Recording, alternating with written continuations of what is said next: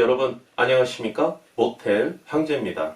네, 우리 유튜브 애독자 여러분께서요 댓글을 남겨주신 내용이 있는데요. 네, 그 내용을 잠깐 말씀드리고 서울 중량구에 입지하고 있는 매매물건 현황에 대해서 말씀드리도록 하겠습니다. 이분께서는 재산세에 대해서 이렇게 문의를 하셨습니다. 재산세. 이게 무슨 말이냐면, 모텔 황제가, 기대 수익률에 대해서 항상 이렇게 말씀드리고 있죠. 예. 이 기대 수익률은요, 어떤 수익률이니까? 세후 수익률이죠. 네, 세후, 수익률입니다. 세금을 납부한 후의 수익률이죠. 이와 반대되는 개념이 뭐죠? 네, 세전 수익률이죠. 네, 세전 수익률. 그래서 이제 모텔 황제가 기대 수익률이라고 말씀드리는 그 수익률은요, 여러분들이 이제 보유 기간 동안에 내는 세금이 있지 않습니까? 부가가치세, 그리고 재산세, 일정한 요건이 충족되면은 종부세, 종합부동산세죠. 네, 그리고 종합소득세. 종합소득세, 이 세금을 납부한 후의 수익률이 바로 기대 수익률입니다. 네, 그래서 이제 세금에 대해서 전체적으로 한번 살펴보시면 우리가 호텔, 모텔을 이제 취득하시죠? 예, 취득하시는 시점에서 어떤 세금을 납부합니까? 취등록세를 이제 납부하시죠? 네, 그리고 이제 보유 기간 동안 부가가치세, 그 다음에 재산세, 그 다음에 일정한 요건이 충족되면 종부세, 그 다음에 종합 소득세, 세금 참 많습니다. 종합소득세. 그 다음에 이제 처분 시점에 도래했을 때 양도 차익이 발생이 되는 경우에는 양도세, 이제 납세 의무자가 이제 성립이 되는 건데요. 바로 이 부분이 보유 기간 동안 납부하시는 이제 보유세죠. 네, 보유세. 이 세금을 납부하신 그 후에 수익률, 세후 수익률이 모텔 황제가 말씀드리는 기대 수익률입니다. 그래서 이제 우리 애독자 여러분이 이제 재산세를 말씀해 주셨는데요. 이 재산세도 물론 납부한 후에 이제 수익률인데요. 이 재산세는요, 우리가 어떻게 납부합니까? 시군구에서 여러분에게 이제 지로가 이제 우편물로 오시죠? 네, 그러면 우리가 그 지루를 보고 이제 납부합니다. 그거를 이제 우리가 부가징수 그러는데요. 부가징수. 재산세는 이렇게 시군구에서 결정권자가 시군구청장이거든요.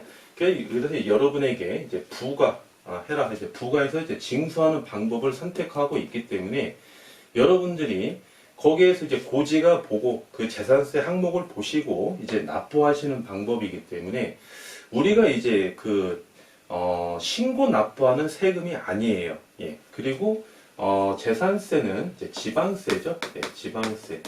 지방의 재원으로 이제 활용하는 그런 세금인데요. 대표적인 지방세가 취등록세하고 재산세죠. 네. 그리고 이제 부가가치세나 종부세나 종합소득세나 양도세는 이제 국세입니다. 예, 국가에 이제 귀속되는 세금이죠. 그래서 이제 재산세 같은 경우는요, 조금 더 이제 구체적으로 살펴보시면 매년 6월 1일 현재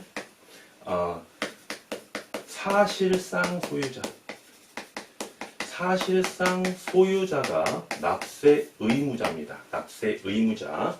가정을 한번 해볼게요. 갑과 을이 매매 계약을 체결했습니다. A 모텔에 대해서 매매 계약을 체결했는데요. 잔금일이 중요하죠. 네, 잔금일이 6월 1일이었어요. 6월 1일. 그래서 잔금이 예, 치러지고 소유권 이전이 됐습니다. 그러면 그 해년도, 당해년도에 재산세 납세 의무자는 예, 누가 납부를 해야 될까요? 6월 1일 현재거든요. 예, 6월 1일 24시까지 예, 소유자가 납세 의무자고요. 6월 2일 0시부터 소유하는 자는요. 그 소유자가 당해년도 납세 의무자거든요. 따라서 당해년도 9월 1일 날, 예를 들면 2019년 6월 1일 날 을이 갑에게 잔금을 치르고 갑은 을에게 소유권 이전에 등기에 필요한 서류를 동시 이행했습니다. 그러면 6월 1일 날 소유자가 바로 을이죠. 네, A 모텔의 사실상 소유자는 그래서 을이 납세 의무자가 되는 것입니다. 만약에 이제 잔금일이요. 잔금일이 6월 2일이다. 계약일이 아닙니다. 네, 잔금일. 6월 2일이에요. 실제로 잔금이 치러졌어요. 그러면 6월 2일 날 을이 소유자죠. 그러면 이런 경우에는 갑이 당해년도 재산세 납세 의무자가 되는 겁니다. 이거 상당히 중요한 내용이에요, 여러분. 예, 꼭 기억하시고요. 그리고 이제 재산세는 말이죠. 재산세는 여러분에게 이제 시군구청장이 이제 부과를 하죠. 어떻게 부과를 합니까? 재산세는 과세 표준. 모든 세금 항목이 똑같듯이 과세 표준에 세율을 곱해서 나오는 금액이 바로 세액이죠. 재산세도 역시 마찬가지입니다. 과세 표준에 세율을 곱해서 나오는 금액을 재산세로 산정을 하고 여러분에게 고지서를 보내서 여러분들이 납부 기한에 여러분들이 이제 재산세를 납부하셔야 되겠죠. 그래서 이제 과세 표준과 이제 세율을 알아보시면 재산세가 이제 산정이 되는 건데요. 제일 먼저 이제 과세 표준 한번 볼까요? 과세 표준.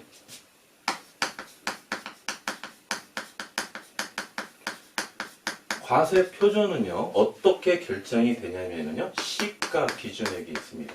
시가 기준액, 시가 표준액. 시군구에서 정하는 일정한 시가 표준액이 있거든요. 시가 표준액에 공정시장 가액 비율이라는 게 있거든요. 비율을 곱하면 이제 과세 표준이 되는데요. 공정시장 가액 비율이 뭐냐? 시가 표준액 곱하기 우리 이제 호텔이나 모텔 같은 경우는 토지, 그죠? 그 다음에 건물 있죠? 건물의 공정시장 가액 비율은 우리가 70%를 적용하고요. 주택 있지 않습니까? 주택의 경우에는 60%를 이렇게 적용합니다. 그러면 여러분이 이제 재산세 납세 의무자입니다. 이 공정시장 가액 비율이 높으면 유리할까요? 낮은 게 유리할까요? 만약에 시가 표준액이 10억이라고 한번 가정해 보겠습니다. 10억. 그러면 본 토지 건물의 과세 표준은 10억의 70%니까 7억이겠죠? 7억. 주택 같은 경우는 6억이겠죠? 그래서 공정시장 가액 비율은 낮은 게 유리하겠죠? 낮은 게 유리합니다. 납세 의무자 입장에서는요. 부가징수하는 시군구 입장에서는 높은 게 유리하겠죠? 그만큼 세금을 많이 걷어들일 수 있기 때문에 그래서 이제 과세 표준은 이렇게 해서 결정이 되고요. 세율 한번 볼까요? 세율은요. 우리 여러분이 이런 용어를 한번 들어보실 거예요. 아마 초과 누진세율. 초과 누진세율. 여기는 재산세는 이제 3단계 초과 누진세율을 적용하는데요. 초과 누진세율의 대표적인 세율을 적용하는 게 바로 양도세죠. 과세 표준에 따라서 세율이 정해진다는 겁니다. 그리고 이제 차등 비례세율.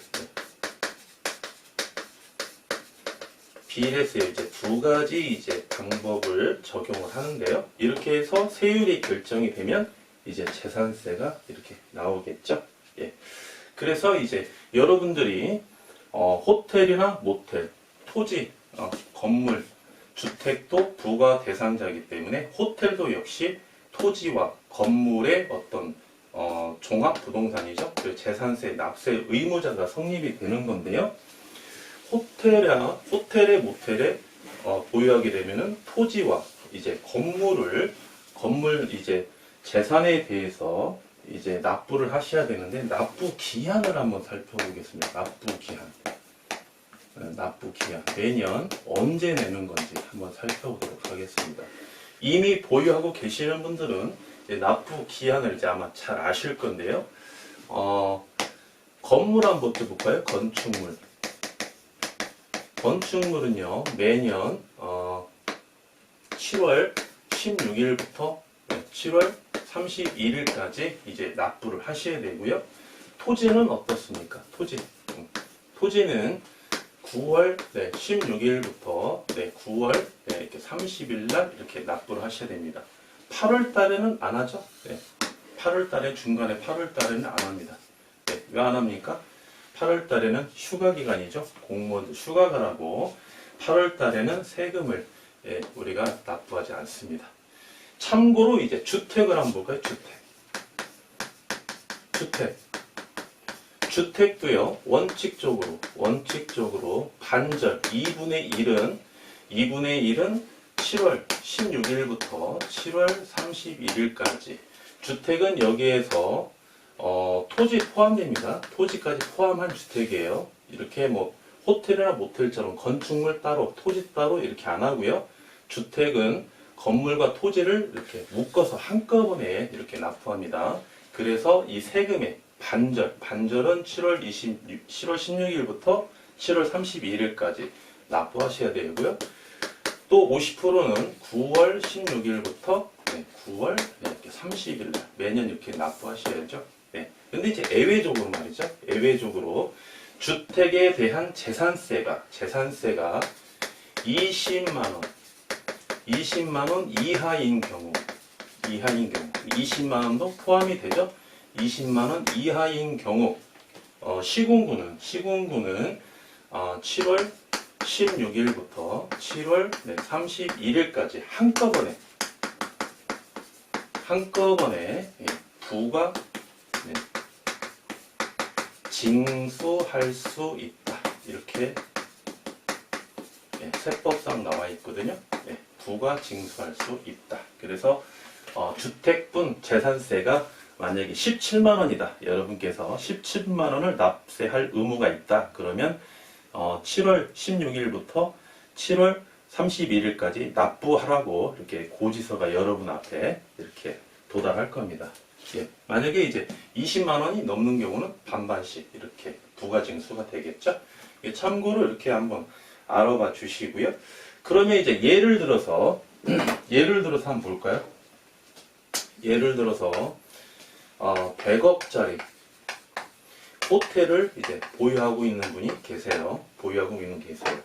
그래서 이제 토지가 50억이고 예를 들면 건물이 50억입니다. 그렇게 해서 이제 100억짜리 호텔을 보유하고 계시는데요. 이 토지분 재산세를 한번 우리가 계산을 한번 해보겠습니다. 이제 시가 표준액 있죠? 지워졌네요. 시가 표준액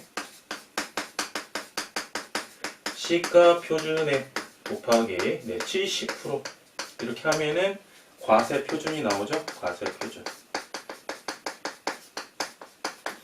토지가 50억인데 시가 표준액도 이게 50억이라고 한번 가정을 해보겠습니다. 50억에 70%.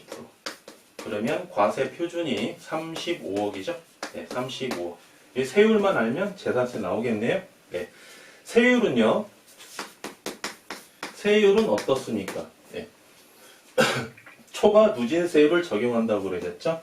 그래서 이제 호텔이나 모텔은 영업용 토지입니다. 영업용 토지이기 때문에 세율이 상대적으로 좀 높아요. 그래서 영업용 토지는 세율이 0.2에서 0.4%까지인데요. 과세 표준이 높을수록 세율이 높게 정해지겠죠. 그래서 시가 표준액이 과세 표준이 35억이면은 세율이 0.4% 적용 대상입니다. 그러면 세율이 0.4%예요. 그러면 100억을 보유하고 있는 갑이 올해 년도, 당해 년도 내야 될 토지분 재산세는요, 얼마가 나옵니까? 과세 표준 35억이죠? 네, 35억 곱하기 세율 0.4% 이렇게 하면은 토지분 재산세만요. 토지분 재산세만 1,400만 원이네요. 네, 1,400만 원을 이렇게 납부를 하셔야 됩니다. 네, 이렇게 해서 재산세까지 해서 우리가 세금을 낸다고 가정을 했을 때 기대 수익률을 우리가 여러분께 그렇게 말씀드릴 수 있겠습니다. 세금은요, 재산세 같은 경우는 이 가장 차이가 나는 게 과세 표준이죠. 그래서 서울이나 경기도, 인천 이런 데는 상대적으로 지가가 높지 않습니까? 지가가 높으면 시가 표준액이 상대적으로 높게 나온다는 거죠. 지방은 상대적으로 낮게 나오기 때문에 이 지방세인 재산세는 이 서울이나 인천, 경기 지가가 높은 지역과 또는 지방에 있는 지가가 낮은 지역과 평수가 똑같다 하더라도 재산세가 상당히 이렇게 좀 다르게 나올 수가 있습니다. 그래서 여러분들이 재산세까지 계산하는 방법은 모르셔도 돼요. 모르셔도 되고, 모텔 황제는 그 현재 보유하고 계시는 소유자가 재산세를 얼마를 내고 계십니까? 그렇게 해서 그분들이 말씀해 주시는 내용의 재산세, 만약에 잘 모르신다면 이러한 방법으로 계산을 해서 해당 모텔의 재산세가 얼마 정도 부과가 되는구나, 여기까지 계산을 해서 여러분들께 기대 수익률을 이렇게 말씀드리고 있습니다. 예, 좀 우리 댓글을 달아주신 우리 애독자 여러분 조금 이해가 되셨는지 모르겠습니다. 네, 여러분들께서도요, 이 재산세가 어떠한 항목이고 어떻게 계산을 해서 나에게 부가 징수가 되는구나 라고 이 정도는 좀 알고 계시면 많이 도움이 되시겠고요. 이 납부 기한 같은 경우는 꼭 체크하셔서 기한 이내에 여러분들이 꼭 납부를 하셔야만이 추가로 여러분들이 또 이제 세금을 더 납부하지 않으니까는요, 이 기한만큼은 꼭 지키셔야 되겠습니다. 예, 서울 중랑구에 입지하고 있는 매매 물건 계속해서 살펴보도록 하겠습니다. 물건 번호는 118-449번이고요.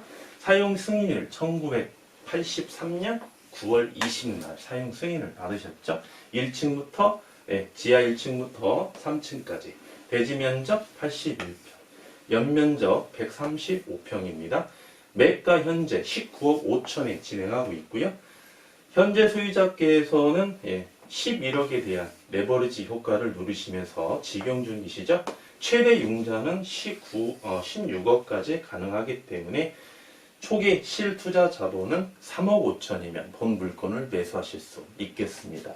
월 매출 2천만 원씩 이렇게 형성되어 있고요. 객실수 20개, 주차는 일부만 가능하고요.